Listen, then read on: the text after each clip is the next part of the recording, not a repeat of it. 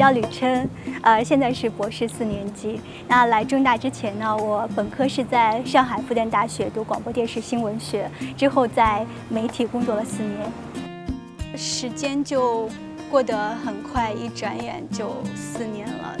在这4年里，我的感觉是重新更加清楚地认识自己，然后知道自己的兴趣、我的潜力，就是知道我真正感兴趣并且能做的东西是什么。尤其是公共关系，那因为我之前有相关的工作经验，所以在看到很多自己的实践，已经在理论上有体现的时候，就会觉得开始会觉得很新奇，也很开心，对，所以我觉得也蛮难得的，就是一是我发现了我对学术研究的兴趣，还有我真的发现了一个自己很想去做的一个领域。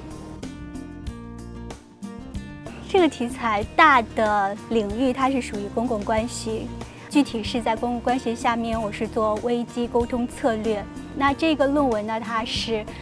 比较台湾和中国大陆2个企业在面对同一个危机的时候，他们策略有怎样的不同？那政治制度还有媒体环境是怎样影响他们策略的选择？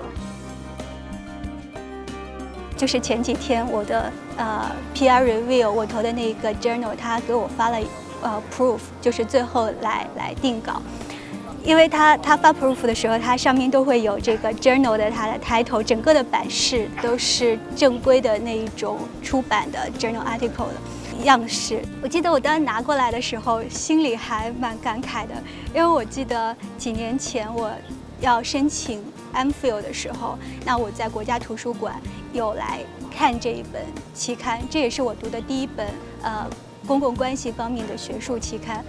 那个时候在国家图书馆，这样的外文期刊是必加的，就是需要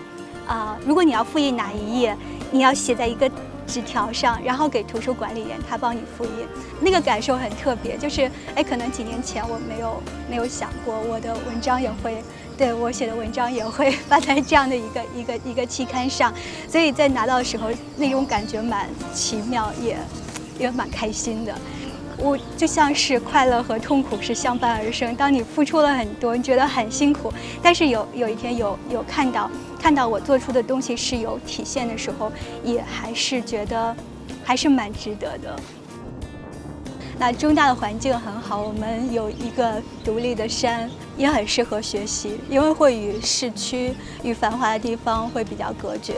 一方面是让我有比较好的学习的环境，但另外一方面可能就会觉得自己像在这里修行一样，觉得它不是一个生活的常态。